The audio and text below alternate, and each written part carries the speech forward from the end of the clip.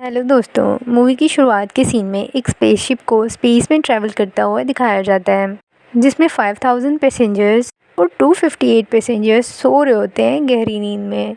ये सभी लोग होमस्टेड 2 की तरफ ह्यूमन कॉलोनाइजेशन स्टार्ट करने जा रहे होते हैं। उनका सफ़र अर्थ से होमस्टेड 2 तक 120 साल का होता है, इसीलिए वो लोग हाइबरनेशन में चले जाते हैं। क्योंकि वो सभी लोग तो गहरी नींद में थे, इसलिए उन्होंने स्पेसशिप को ऑटो पायलट मोड पर लगा रखा था। स्पेसशिप ट्रेवल कर ही रही होती है, तभी एक एस्टेरॉयड उसमें आकर टकराता है, जिसकी वजह से स्पेसशिप डैमेज हो जाती है। इसके बाद ऑटोमेटिकली रिपेयरिंग का काम भी शुरू हो जाता है, बट रिपेयरिंग के टाइम पर ही एक हाइपरनोशन पोर्ट एक्टिव हो जाता है और उसके अंदर का इंसान बाहर आ जाता है। उस आदमी का नाम जिम पर्स्टोन होता है। वो 30 सालों के बाद ही जाग गया होता है, जबकि उसने अभी 90 सालों का ट्रैवल करना था। जैसे ही उसकी आंख खुलती है तो सामने स्क्रीन पर एक लड़की आती है, जो उसे बताती है कि उसने अपना ट्रैवल कंप्लीट कर लिया है। वो लड़की उसे कहती है कि अब तुम स्पेसशिप पर घूम फिर सकते हो और इंजॉय कर सकते हो, जबकि सच्चाई कुछ और होती है। ये सारा मैसेज उसे अभी और 90 सालों के बाद मिलना चाहिए था, लेकिन सब कुछ पहले हो रहा था और इस बारे में जिम को भी कोई आइडिया नहीं था कि वो इस स्पेसशिप पर अकेला ही इंसान है जो वक्त से पहले ही जाग गया है। अभी उन्होंने 90 साल का और ट्रैवल करना बाकी था। इसके बाद जिम को तैयार होते हुए दिखाया जाता है। फिर वो क्लास में आता है जहाँ उन्हें वर्चुअल टीचर पढ़ा रही होती है। वो देख के हैरान होता है कि वो उस क्लास में अकेला इंसान है, उसके अलावा वहाँ कोई नहीं था। जब वर्चुअल टीचर उसे बताती है कि अर्थ का इन्वायरमेंट बहुत ज़्यादा पोल्यूटेड हो चुका है और वहाँ की पॉपुलेशन भी बहुत ज़्यादा बढ़ चुकी है। हालांकि ये मैसेज उसे अभी 90 सालों बाद मिलना था, लेकिन ग्लिच की वजह से उसे अब ये सारे मैसेजेस 90 साल पहले मिल रहे थे। वो अपनी टीचर से बार बार क्वेश्चन पूछता है कि वो क्लास में अकेला क्यों है और बाकी इंसान कहाँ हैं, लेकिन वर्चुअल टीचर उसे कोई जवाब नहीं दे सकती थी। उसके बाद वो मेन हॉल में आता है और बाकी लोगों को ढूंढने की कोशिश कर रहा होता है। वहाँ पे ऑटोमेटिक मशीन जो उसे बहुत सारी इन्फॉर्मेशन दे रही होती है, उसी से वो पायलट की इन्फॉर्मेशन का पता पूछता है कि वो कहाँ है। जिम स्पेसशिप के कैप्टन को ढूंढ रहा होता है। उसे कैबिन का पता तो चल जाता है, लेकिन अंदर जाने का एक्सेस उसके पास नहीं होता। इसके बाद वो स्पेस के ऑब्जर्वेटरी पार्ट में जाता है, जहाँ उसे पता चलता है कि वो अपनी मंजिल से 90 साल पीछे है। फिर वो मशीन्स के ज़रिए अर्थ पर मैसेज भेजने की कोशिश करता है कि वो 90 साल पहले जाग गया है, अब खुद से वो हाइबरनेशन में नहीं जा सकता, तो अब वो क्या करे। तो वो ऑटोमेटिक मशीन उसे बताती है कि अर्थ से आंसर आने में 55 ईयर्स और लगेंगे। ये सुनकर जिम हैरान हो जाता है। अब जिम को समझ नहीं आ रहा था कि अब 90 सालों तक वो इस स्पेसशिप पर क्या करे और कैसे सरवाइव करे। तभी वो स्पेसशिप को एक्सप्लोर करना शुरू कर देता है। बारटेंडर भी उसकी नज़र पड़ती है, तो उसे लगता है कि वो भी एक इंसान है, लेकिन उसे कुछ देर नोटिस करने के बाद उसे आइडिया हो जाता है कि बारटेंडर भी एक रोबोट है और उस रोबोट का नाम आर्थर होता है। अगले ही दिन वो कैंटीन की तरफ आता है, जहाँ उसे सारा खाना ऑटोमेटिकली तैयार होके मिलता है। जिम यही कोशिश कर रहा होता है कि वो अपने चैम्बर को दोबारा से ठीक करके हाइबरनेट कंडीशन में चला जाए, ताकि उसका ये 90 साल का अरसा नींद की हालत में ही गुजर सके। लेकिन बहुत ज़्यादा कोशिश करने के बावजूद भी वो अपने चैम्बर को एक्टिव नहीं कर पाता। वो सोचता है कि स्क्रू की वजह से किसी और इंसान के चैम्बर को डीएक्टिवेट कर दिया जाए, लेकिन जिम को बाकी चैम्बर्स का एक्सेस नहीं मिल पाता और वो उन्हें खोलने में भी नाकाम रहता है। अब जिम की काफ़ी बातें बारटेंडर ऑथर से भी होती हैं, तो उसे हिंट देता है कि वो गोल्ड पैसेंजर का चैम्बर हैक कर ले तो उसे काफ़ी सारी एक्सेस मिल जाएगी, जैसे बास्केटबॉल, मूवी थिएटर और भी बहुत सारी चीज़ें। और जिम ऐसा करने में कामयाब रहता है। अब ऐसे ज़िंदगी गुजारते हुए भी जिम को 1 साल गुजर चुका था। अब अगले ही दिन जिम बाकी चैम्बर्स को देख रहा होता है, तब उसकी नज़र स्पेस सूट पर पड़ती है। वो उसे पहन लेता है और फिर अकेला स्पेस में चला जाता है। वो वहाँ पे एक अकेला इंसान था जो स्पेस को एक्सपीरियंस कर रहा था। भी उसकी आंखों से आंसू निकलने लगते हैं, क्योंकि स्पेस में होने की वजह से उसके माइंड पे पड़ने वाला प्रेशर बहुत पेनफुल होता है। अब वो वापस आता है और स्पेस सूट उतार देता है।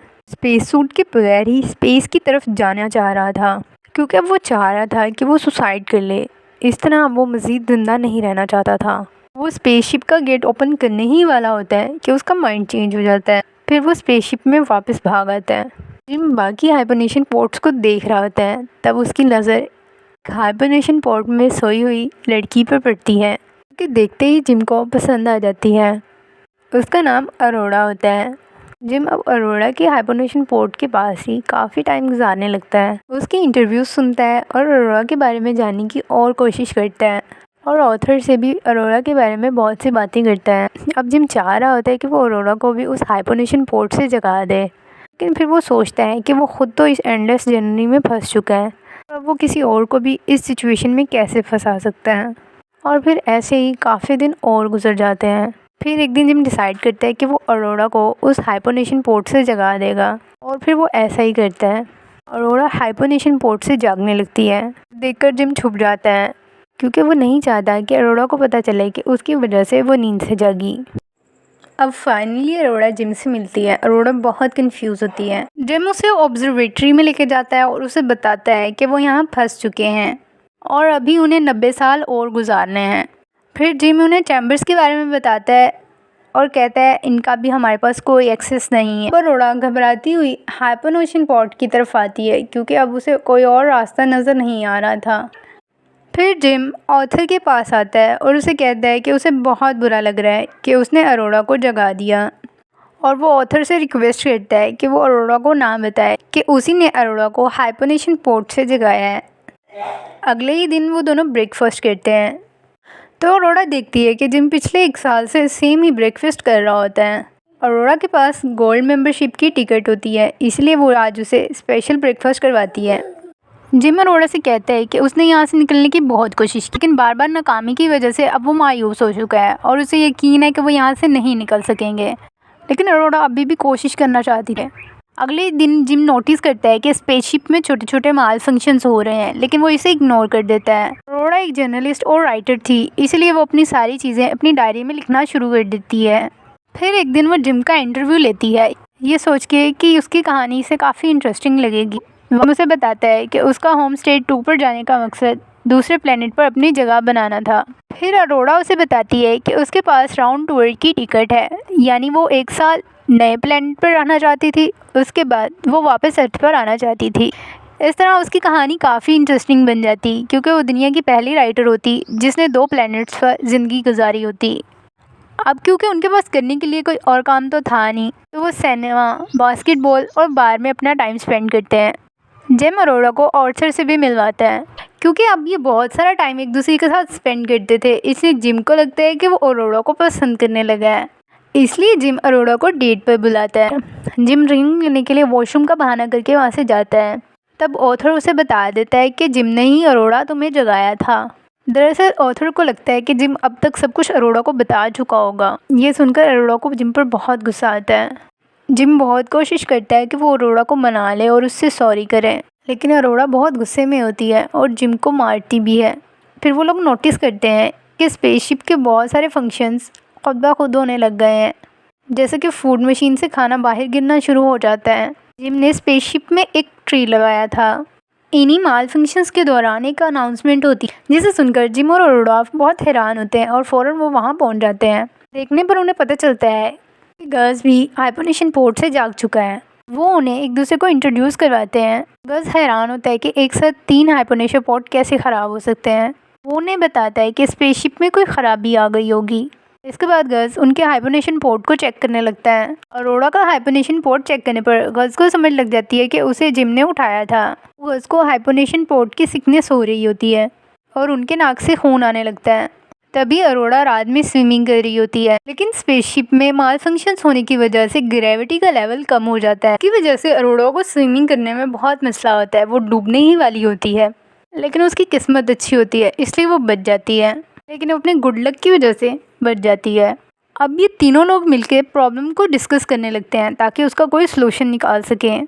गाज रिसर्च करते हैं तो उन्हें पता चलता है आज से 2 साल पहले शिप के साथ टकराया था, जिसकी वजह से शिप की साइड डैमेज हो चुकी है और अगर उसे रिपेयर ना किया गया तो शिप और डैमेज हो जाएगी। तभी ये लोग शिप के डैमेज हिस्से को ढूंढने लगते हैं।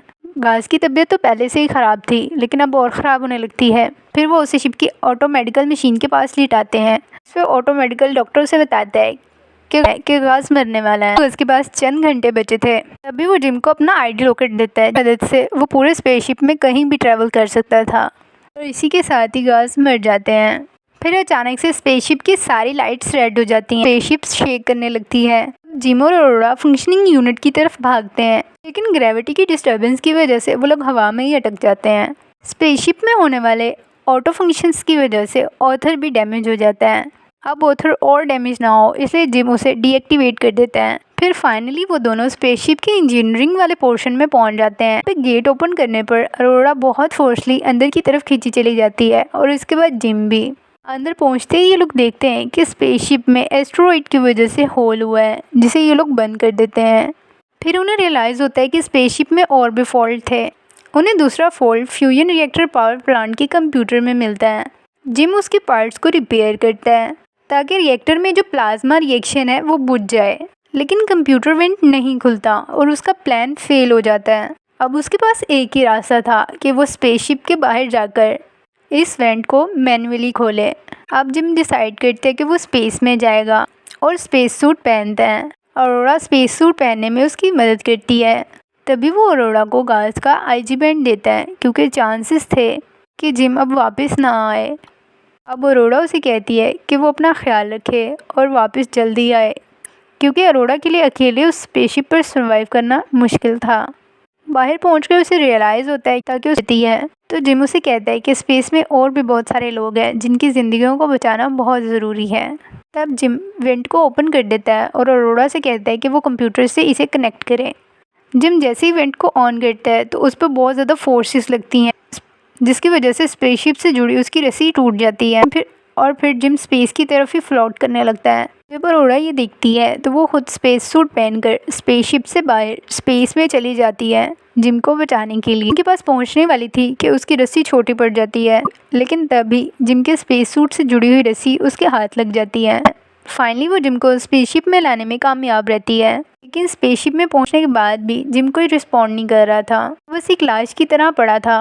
अरोड़ा का बहुत ज़्यादा ट्राई करने के बाद भी जिम होश में नहीं आ रहा होता। अरोड़ा बहुत रोने लगती है। फिर वो उसे स्पेसशिप के ऑटो डॉक्टर के पास ले जाती है और फिर देखते ही देखते कुछ ही सेकंड्स के बाद जिम होश में आ जाता है। ये देखकर अरोड़ा बहुत खुश होती है और उसकी सभी गलतियों को माफ़ कर देती है। अब वो दोनों ऑथर को भी ठीक कर देते हैं। फिर जिम अरोड़ा को प्रपोज करता है और उसे रिंग पहनाता है और फिर इसी तरह वो स्पेसशिप पर अपनी ज़िंदगी गुजारना शुरू कर देते हैं। और फिर 88 ईयर्स के बाद का सीन दिखाया जाता है और तब बाकी क्रू उठ जाता है और उन्हें स्पेसशिप में बहुत कुछ नया देखने को मिलता है कि पेड़ पौधे और बर्ड्स। तभी अरोड़ा का वॉइस नोट ओपन होता है जिसमें अरोड़ा बोल रही होती कि फ्यूचर के बारे में सोच कर ये ना हो कि तुम प्रेजेंट लाइफ में जीना छोड़ दो। अरोड़ा उन्हें बताती है कि कैसे उन्होंने स्पेसशिप में अपना रिलेशन बिल्ड किया और अपनी ज़िंदगी वहीं गुजारी। मूवी की स्टोरी तो काफ़ी इंटरेस्टिंग थी। होप सो कि आप सभी को भी पसंद आई होगी।